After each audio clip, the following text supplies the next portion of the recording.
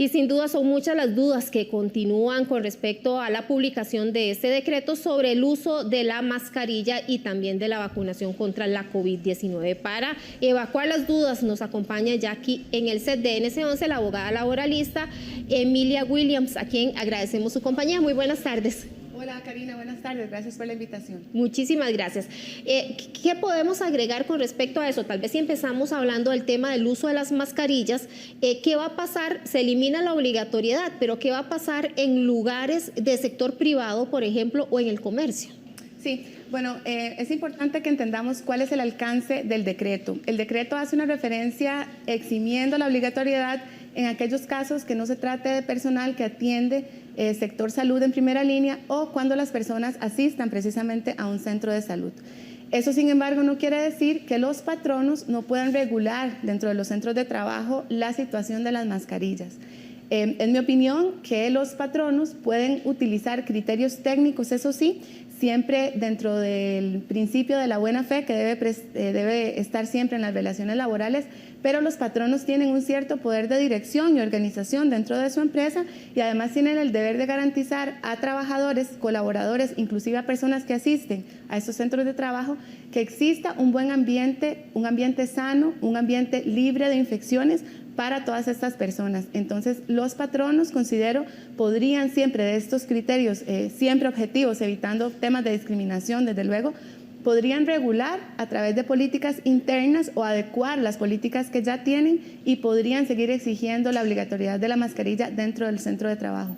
Lo mismo ocurriría en los comercios. Ya incluso una cadena de supermercados publicó de que ellos iban a exigir el uso de la mascarilla dentro de las instalaciones. Recordemos que estamos hablando acá de centros privados, de recintos privados.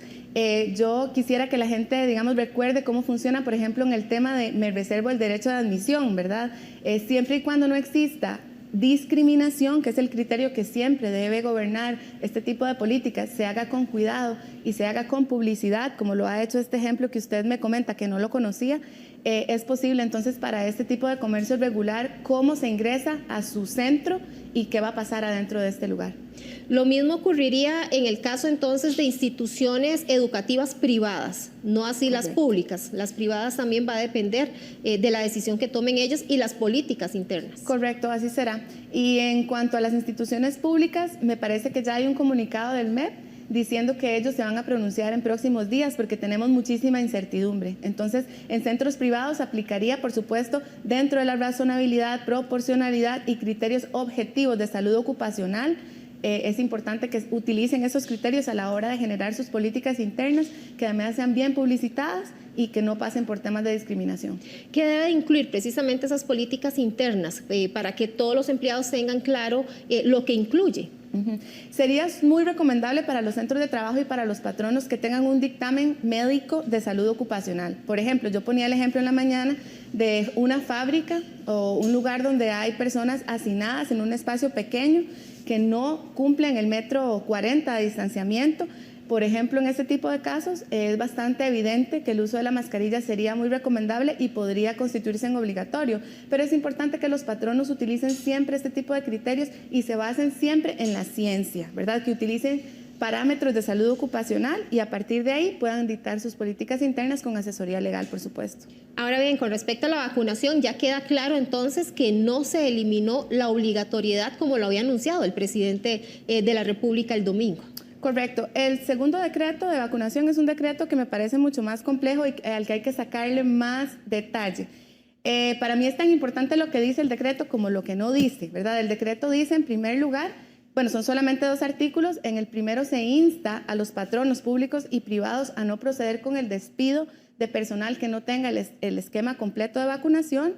Y en el segundo artículo lo que se dice es que se le solicita a la comisión de vacunación, se le solicitan 2 cosas diferentes.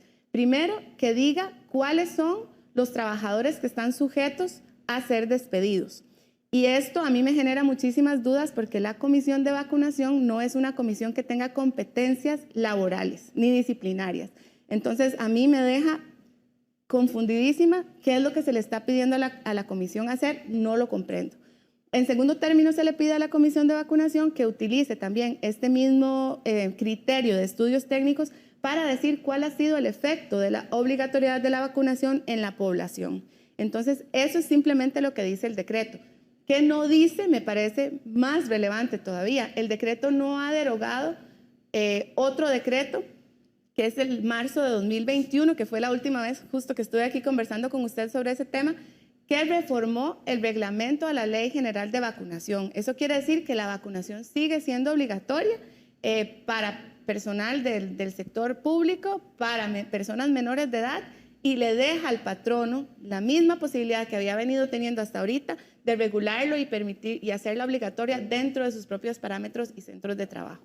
Entonces, al día de hoy, a este momento, continúa vigente el decreto anterior de la vacunación contra COVID-19. Así es. Los patronos pueden continuar realizando sanciones o incluso despidos a aquellas personas. Es así, Karina, porque el decreto nuevo lo que dice es que se insta a los patronos a no proceder con el despido, ¿verdad? No podría, vía decreto, decirle el gobierno a los patronos que se les prohíbe el despido, ¿verdad? Que se les prohíbe que realicen despidos. Eso sería evidentemente ilegal o inclusive inconstitucional. Entonces el decreto no puede pasar por encima de la ley, ¿verdad? No puede pasar por encima del Código de Trabajo, no puede pasar por encima de la Ley General de Salud. Entonces eso es lo que le queda al gobierno, decir que se insta a los patronos del sector público y privado a no proceder con el despido. ¿Qué efectos reales va a tener esto? Bueno, no sé, el decreto anterior está vigente y el alcance del decreto sigue siendo el mismo. ¿Qué pasará? Yo sé que todavía hay muchas dudas porque no queda claro en esos decretos. ¿Qué pasará con aquella funcionario, por ejemplo, que fue despedido, fue sancionado?